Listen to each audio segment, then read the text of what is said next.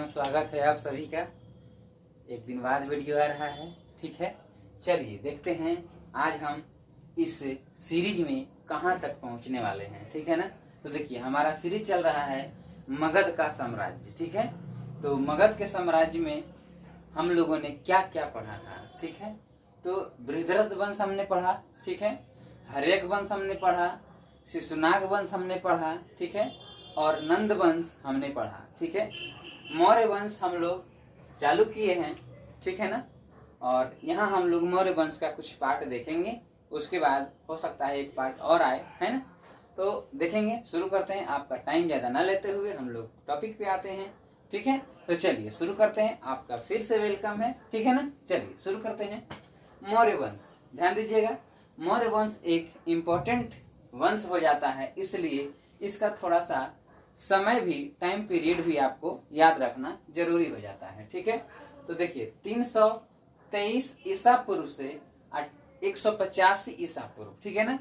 323 ईसा पूर्व से 185 ईसा पूर्व इसका टाइम पीरियड है, ठीक है ना। तो ध्यान दीजिएगा, मौर्य वंश जो है, ध्यान दीजिएगा, ये नंद वंश के बाद आता है। आपको पता होगा, पिछली कहानी में हमने बताया था कि धनानंद जो था वो बहुत ही क्रूर हो चुका था, और धनानंद क्या करता है कि चाणक्य को यानी कौटिल्य को यानी विष्णुगुप्त को, इसका 3 नाम है, अपमानित कर देता है, जिसके वजह से वो प्रण लेता है कि इसके साम्राज्य को हम खत्म कर देंगे, ठीक है ना।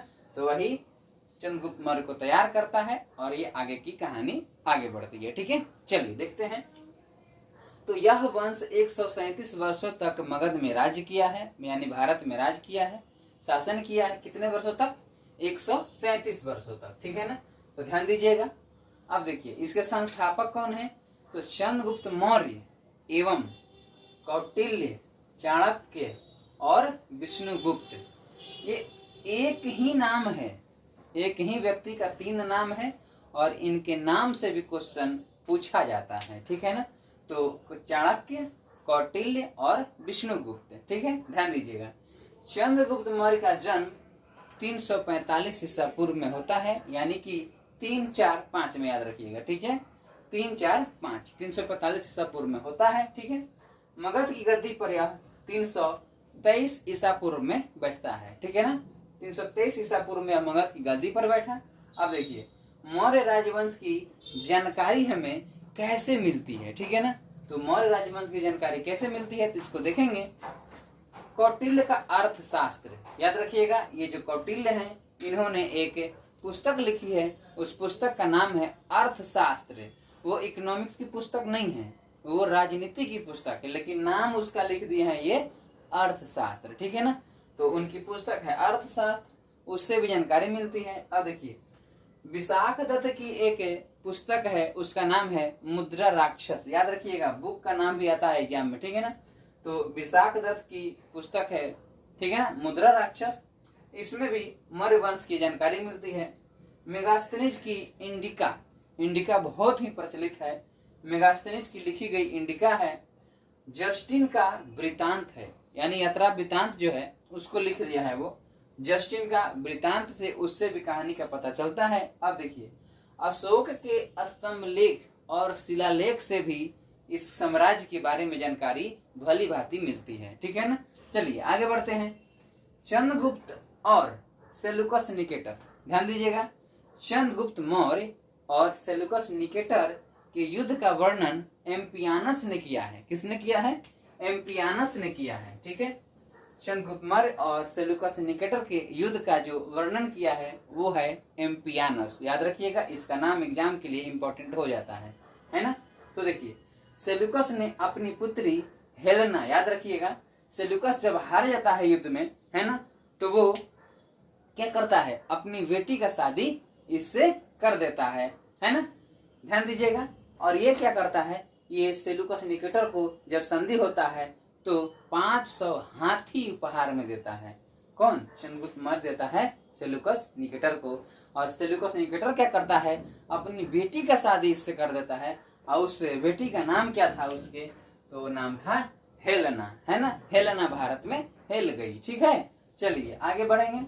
अब विवाह चंद्रगुप्त मौर्य से किया एवं हेरात, याद रखिएगा, ये जो प्रांत है, इसको मिलता है और इसका नाम एग्जाम में पूछा जाता है। ठीक है, हेरात, कंधार, कमरान, है ना। हेरात, कंधार, कमरान, काबुल दहेज में दे देता है। ठीक है ना, हेरात, कंधार, कमरान और काबुल। ठीक है ना, याद रखिएगा, तीन का तो नाम क से ही है, कंधार, कमरान और काबुल। ठीक है ना, और एक है हेरात है। याद रखिएगा, इसका नाम थोड़ा सा चेंज करके भी आता है ना, तो उसको आप लोग जरूर ध्यान में रखिएगा, है ना। सर्च कीजिए, ठीक, थोड़ा सा आप भी मेहनत कीजिए, है ना। हम एक जरिया बता दिए कि हाँ इसका एक अन्य नाम भी आता है, तो उसको आप लोग सर्च किया जाए। ठीक है, देखिए हेरात, कंधार, कमरान और काबुल, ये चार हैं प्रांत जो उसको दहेज में मिलते हैं। आगे देखिए, सेल्यूकस निकेटर ने मेगास्थनीज को राजदूत के रूप में चंद्रगुप्त मौर्य के दरबार में रखा। और जब दोनों में संधि हो गई तो दोनों का राजदूत गया एक दूसरे के पास, आज भी होता है ना।